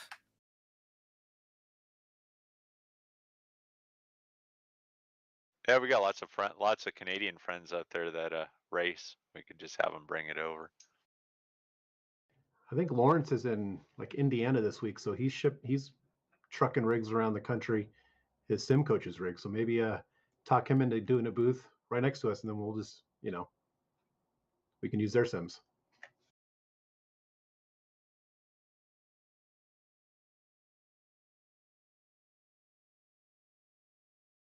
All right, next up we have an Eau Rouge Formula Wheel, and got some nice statistics here. Not a whole lot visually, all right? You can pre-order it via this link down here. It says 15 push buttons, 5 rotary encoders, 1 joystick, 48 changeable LEDs, adjustable shifting module. I'll be curious to find out more about that. 5-inch display and full aluminum housing. So I can read that to you, but the one picture is kind of, huh? Yeah, I thought we were Picture's looking not at the great. back of it, but so we don't know the price of this thing. They actually had this at the expo. One of the videos at the top of the script, um, that they had somebody looking at one of these. It looks really good when it's got power to it. Actually, it looks kind of plain right there in the picture that we have. It looks like just a blank screen. But once you get power to it, thing livens up quite a bit. It's pretty neat looking. So that actually is the front. Yeah, that's the front. It's almost looks like a touch screen almost. I Uh, don't know if that's what it is, but that's what it looks like. are these the same makers of the seat, right? The Eau Rouge cooler seat.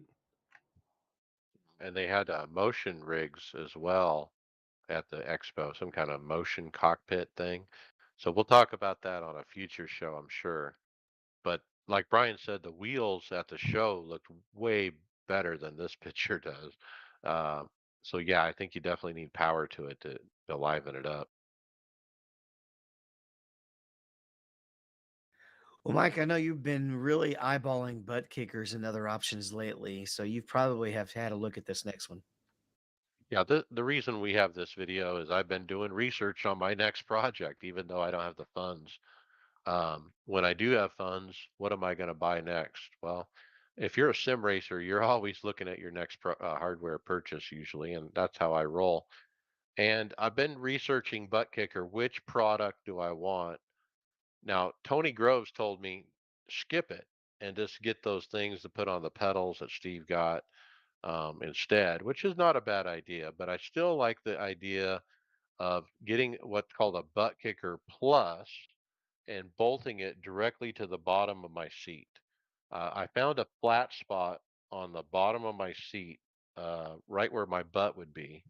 The cushion comes off. I would drill, 3 holes through the seat and basically run bolts and nuts into this butt kicker plus. Now, why the plus and not the pro?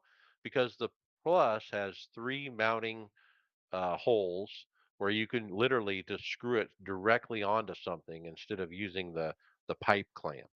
And that's what I want to do is screw it right onto the bottom of the chair. The Pro doesn't have a way to do that. It only has the pipe clamp, and the Pro is very big too. I think the Plus is a much smaller footprint.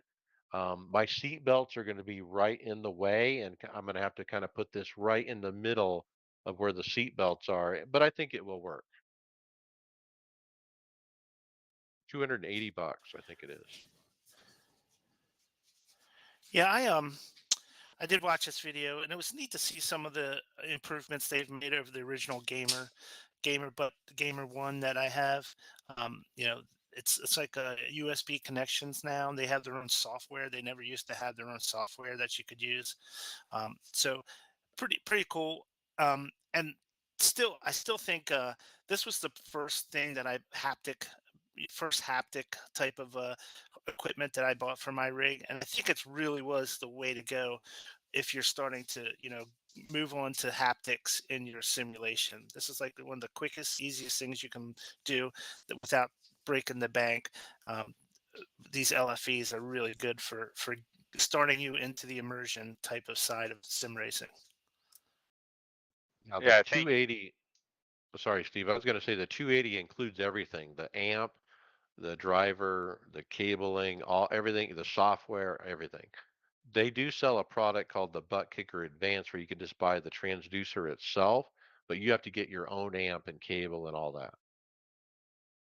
yeah, that's what I have. I've got so many butt kickers on mine, but I've got 4 separate amps, commercial amps that I run mine off. Because at the time I was doing this, it was hard to find any amps. I tried the butt kicker amps, and I wasn't able to push enough power for them. So I've got a I've got one 8 channel amp and then two, three, 4 channel amps. But what I was going to say is that they were talking about the software. We had done a review on the software, and there's a couple reviews, and they weren't really impressed with the software. They're still say run it through Sim Hub or one of the other products for iRacing. Really? Okay. Because some of the videos I was watching was, and I watched several of them this week about this. Um, they were saying that the software, and I think you have to almost pay for, or it's part of the package, but technically it's a separate piece. Like if you were to piece this together, I think the software is $60 or something, but it has some kind of direct connection with iRacing. It's not done through audio. You hook it up via USB. So I was thinking, Steve, that might be better if it's getting, you know, through the API or however it's doing it versus, just through an audio feed. Maybe it's going to be better, but you're saying that you've heard otherwise, right? Yeah, a USB couple. always, sorry, USB always has more latency than audio. Yeah, a couple weeks ago, we had there was an article on I can't remember which episode it was, but we never got to it, and then we skipped it the following week. But it was on the butt kicker software. But I think there's another article down here that we're going to get to about David Tucker, or maybe it was from last week, talking about the data that's coming from iRacing. So I think everybody's kind of getting, they're all getting the same data. It's just how the software will interpret it. So I don't know. Like David said, I think maybe the audio is better than the USB. Well, if I buy it, I'll have the software. I can try it both ways. I'm already using SimHub for the Gamer 2 I have, and now this will be my second butt kicker. So I could do it in the SimHub as well. I'll probably just do it in a SimHub just because I have that already and it's already set up. But it'd be a good test for you to do to see what kind of feedback you're getting from both of them. Right. I just think having it, literally less than 1 inch away from my butt, boy, it's real. I'm really going to feel it. It's not going to have to be turned up loud at all. We're lucky Tony's not here for that one. You'll probably get a sound clip from it. That is going on every soundboard in the world. Yeah, on my G5 seat, it has holes in the pucks or in the paddles for not butt kickers like these, but the smaller I forgot which ones I've got in there. Dayton pucks. Yeah, the Dayton pucks that work really well also. So it Because will they're make so it. close to you, right? Yeah, they're right there, less than an inch away from your butt.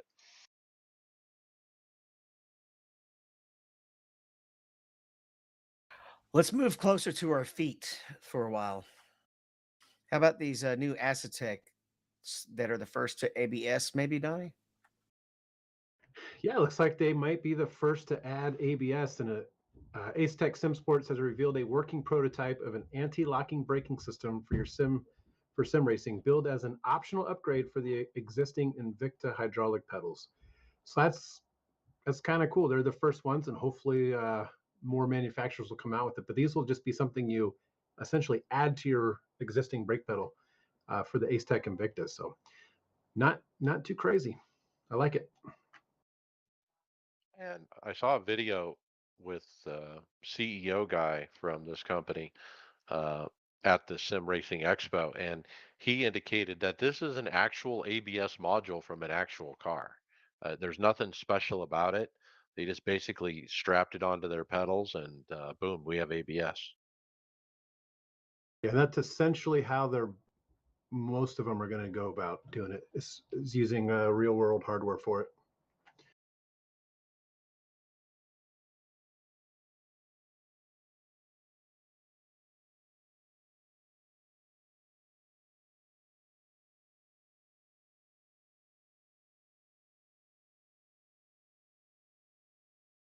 So I guess scalpers are getting a little bit beat up on the RTX 4080 as they are not able to sell them, and they're being told they can't get refunds on them. Yeah, I saw this article on TechSpot and posted it here for anybody that's looking for a card. So I know the 4090s are still difficult to find, but the 4080s there's tons of them, and so um, they can't scalp them. So and they can't return them, so they're kind of stuck with them. I thought it was kind of interesting. I wonder what they'll take, how low will they go?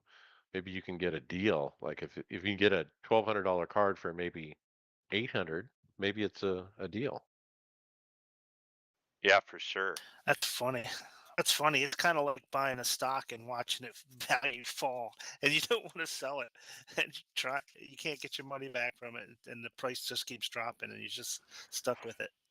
The That's real question is, can we do the same thing with Taylor Swift tickets? that's the problem with being a scalper. You win and lose sometimes. Deal with the scalper in my action figure world all the time, dealing with scalpers. So you win sometimes, you lose sometimes. I don't see at least anybody in our community buying these that I've seen. I mean, everyone's going for the 4090, not the 4080. Yeah, the 3090 was a big Ti was a big enough of a jump for me that I won't need a 4000. I don't think. I might start looking in the 5000s or 6000s.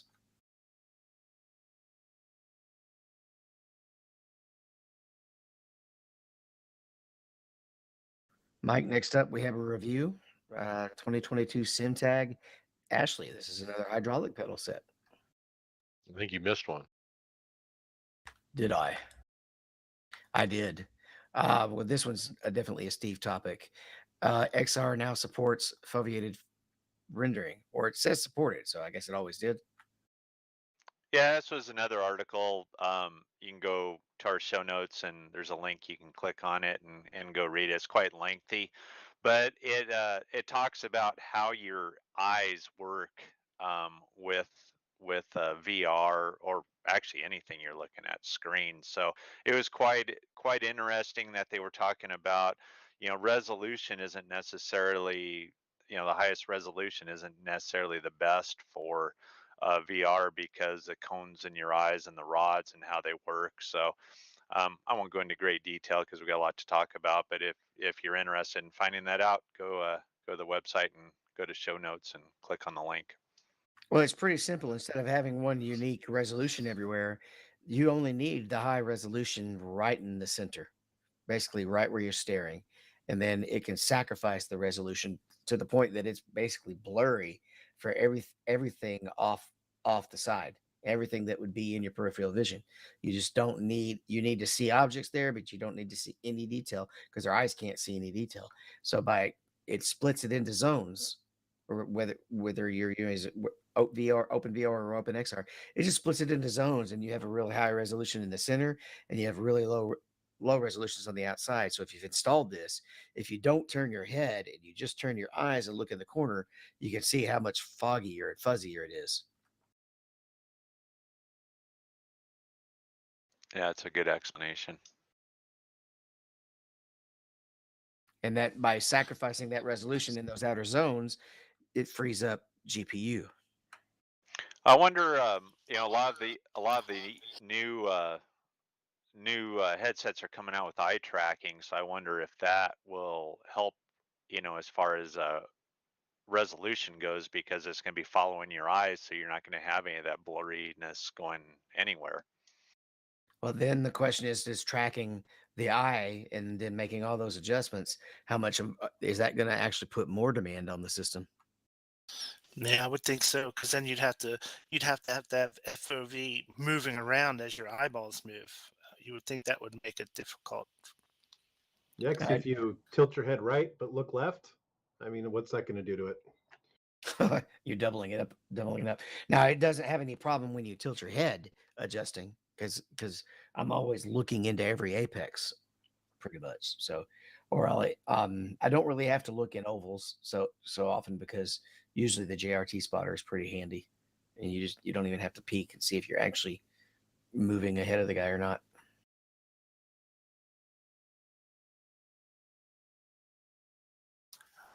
I was checking to see if that Varo Aero had any Black Friday specials. They didn't. It's still 1990 something. It's still $2,000 for that headset.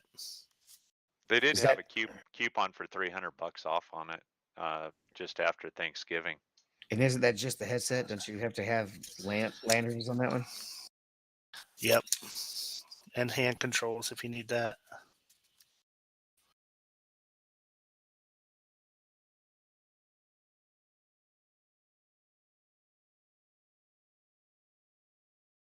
All right, go ahead and hit it, Mike.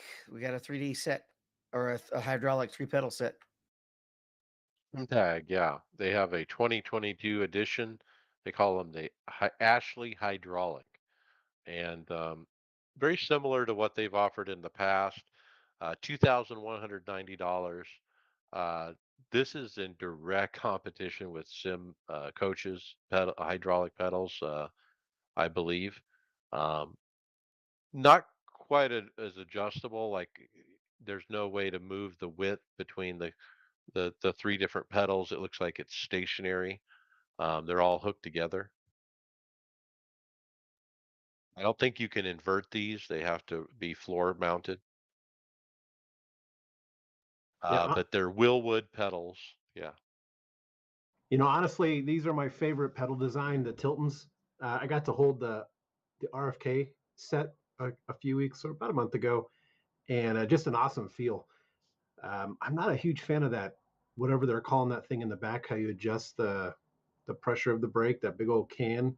Kind of looks a little goofy, but It's I like don't an know. oil can. The pedal set from what I saw in person and what I've you, you guys still there? Yeah. Yes. Yeah. Oh, I'm sorry, my thing flashed out. But it looks pretty spot on to a real set, and just looks, in my opinion, pretty good. Well, one thing about these, and Mike had mentioned these, I think last week, that they were working with D-Box, and so that's what made me interested in trying to find these pedals.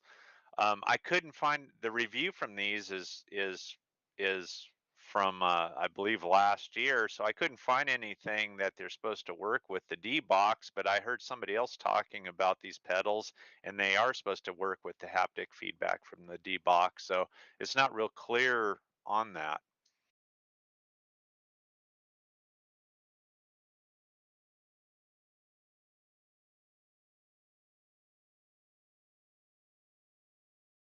All right, next we have an update about a stuttering problem with Windows 11. In fact, it's a fix. There's a quick heads up that the next Windows update, I'm not reading the number, should fix the issue with Windows 11 22H2 for Windows mixed reality users, which basically means no more need to manually turn off the event tracking. It's a manual update, and you must go into Windows Update and check for the updates, then select and download and install manually. The automated update will be pushed next month. Does this fix the problem we talked about earlier that a lot of VR people are having with FPS? I would be surprised if they knew about this problem coming out for iRacing when it just happened 2 days ago. There's no way that's correlated. Yeah, this issue's been going on for quite a while I see. with Windows 11.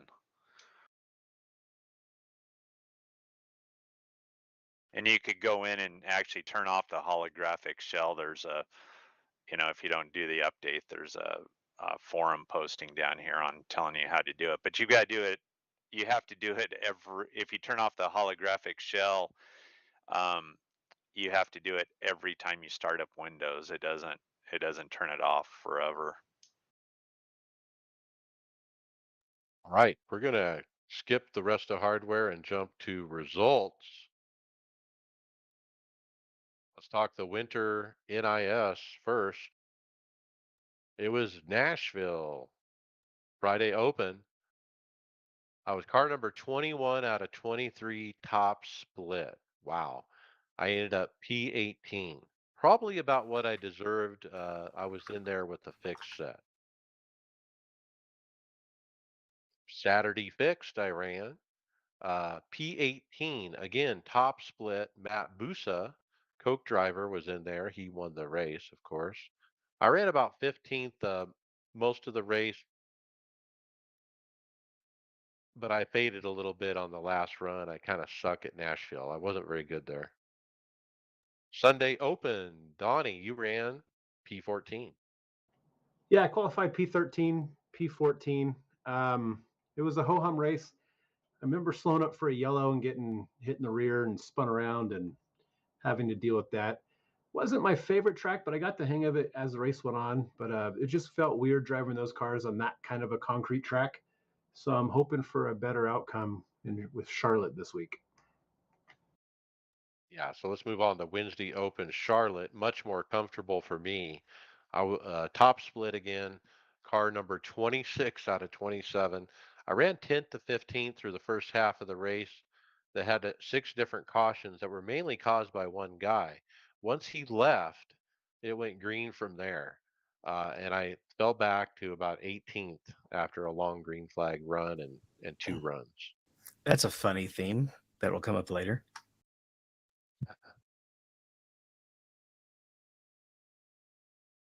All right. Other racing I ran. Now, I've been off work for a while and I've been running a lot of racing, so I'll bounce through it real quick. Chris McGuire, 87 cars at Talladega, went from the back to the front, led some laps, but got wrecked out when I tried to push somebody. My bad. Apparently, you can't push in these cars. Week 13 GT3 Challenge, Virginia International. Excuse me, it was not Virginia. It was Sebring, I believe, in the Ferrari. Uh, Went ninth to seventh on the first lap, but wrecked real hard on the second. I towed it and took the quick fix, came out and rallied back to seventh. I had a 27. After towing, I still got a seven. That's how week 13 is. Next was Rod's Cogan, the new Toyota GR86, winner, chicken dinner. I told you that. That was fun. Volkswagen Beetle Light at Daytona Rallycross started P2, ended up winning the race, my second win of the week. I had a 10-second post-race penalty for bad exit on the Joker, but I still won the race because I gapped the field by over 11 seconds. I ran it again, qualified P3, got dumped before even getting to turn 1, was dead last but rallied to P6. Next was the Pro 2 light trucks at Limaland, qualified dead last. Everyone qualified. I was 17 cars. I ended up P12. Then I ran the McLaren GT3 car at Sebring. Started out 24 out of 25. Got to P6 by the end of lap 1. Literally 24th to 6th in one lap. Eventually got to P4. Then I started 15 out of 27. Got to 8th by the end of the first lap. And got to highest 3rd before finishing 4th. Lots of fun doing that. Winter League race Monday night. I was wrecked out. Steve, P15. Yeah, had a good qualifying spot. I think I was 7th or 8th or something. And anyways, it was a good fun race. Those guys were super fast. I think I was in 12th or 13th with 5 to go, and got loose coming off 4 and went through the all the way through the grass and popped up right behind David there, and followed him to the finish line for 15th. But it was a fun race. First race I finished, so I was pretty tickled with that. All right, David, P14. Yeah, some of the cautions didn't fall our way, and there was a couple of other things that. Oh yeah, cautions didn't fall our way. So a few guys had fresher tires than us, and it kind of paid off on the long run for them. Add to that, I sucked at green flag pit stopping. And add to that, I just didn't do a good job of saving my tires here, and just kind of a ho hum middle of the road finish. All right. OBRL Cup, Brian, Las Vegas, P12. Yeah. So was it Las Vegas in the Cup cars? I started P5. Not a bad qualifying run for me. Um, and I was fast in early runs. I was able to keep up with the lead guys, but once my tires started to wear, the car got super loose. Everybody's on the same. It's a fixed setup, so everybody's on the same setup. But um, once the tires start going, especially the rears, it was so hard to get around that track without spinning out. Um, and I actually, on two separate occasions, coming off a turn two, gave it a little too much throttle and kind of lost it and came down. I didn't spin out, but went down to the towards the fence and lost a lot of spots. And that's pretty much how the whole race was for me. But I wound up saving it to a P12, which was okay. I'm not too disappointed with that. Um, so not a bad race. I think we had one caution early and then stayed green for the rest of the race, which was pretty impressive since how difficult that car got to drive after the tires wore. And yeah, congratulations to Josh. Josh, he won the thing by like 10 seconds. He just destroyed everybody. He was amazing in that race. Josh Robinson. Okay, let's jump to final thoughts then. Brian McCubbin, you're up first. So yes, I was so happy Lincoln came out in iRacing. It's my favorite track. I've been to it many times. I've actually raced on it a couple times. So and racing it, after I got everything under control and started racing around there, I got a nostalgic feeling like I was actually, it felt so familiar that it was very similar to being there. It was amazing. So there's a couple issues with it, but they got the lights fixed already, which is awesome. But I've been racing dirt racing games for a long time since the days of Rat Bag and the sprint car races back then for 15 years, and nobody's ever put this track on the schedule, even though it's fairly really popular, and a big track. And it was and I'm just whenever they put a Pennsylvania track, they always think of Williams Grove first because it's a huge track and they hold the biggest events there. But Outlaws and the All Stars all go to Lincoln. It's not to be dismissed as a second-rate track just because it's in the same state as Williams Grove. But it's awesome being on there. I'm so happy that this track has come to iRacing. All right, very cool. David Hall, final thoughts. Couple of things. Number one, save the web interface or fix the fix the UI, man. The beta UI. I agree with you there. There's just still too many simple, basic functions that to be put in. Uh, Number two, I'm gonna miss the 919, but it's gonna be interesting trying to learn this BMW car. It's gonna change up what I run in the series. I think I'm actually gonna start playing in the 217 for the European series, and then running the BMW over in the IMSA series, just to get a feel for each of them as we're all trying to decide which one we end up running. Yeah, and I'll probably buy that BMW tonight and try it. I did miss a result. We did the last race in the 919, me and Cody Richardson ran a P4 at Fuji, that track we learned. Uh, we had a couple of small incidents, but the three guys that beat us were like 3,000 I rating aliens. So it was probably where we were going to finish. Right. Donnie Spiker, final thoughts. Not much. I just been spending as much time as I can this week with that dirt midget at the Chili Bowl. Completely lost and humbled, and hopefully, as the week's gone on, I've actually gotten better, so that's a good sign. But actually, looking forward to running it next week. Looking forward to NIS, and next week starts season 3 or season 1 of 2023. So I'll be running the GT4 series and the GT3 IMSA series. So getting ready for Daytona. Yeah. All right. Greg Hectus, final thoughts. Just sorry about that, guys. Just looking forward to. I guess we got Nashville on Monday night for the Winter Series, so that'll be a good race. And just excited to try some of the new stuff here in the build and get racing this weekend. All right. Very good. Steve Thompson, final thoughts. Yeah, I got a nice letter from Egil Sandfield of DRE.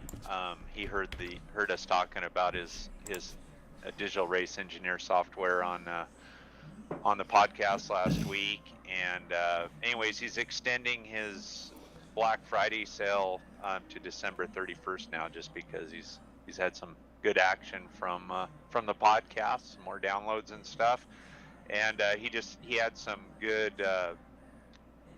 tips on learning the commands.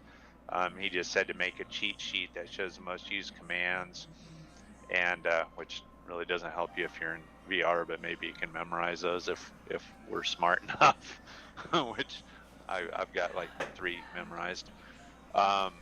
And he says that that the software is extending the logic on the software. So the more it listens to you, the more it learns, which is really interesting. So anyways, it was a nice letter from Egil. So thanks, Egil, and hopefully you guys will go download and try his software. And looking forward to running Nashville this week with the Winter Series. I didn't get to much. That's the only race I've got to run this week. So I'll be practicing there. That's pretty much it. All right. Very good.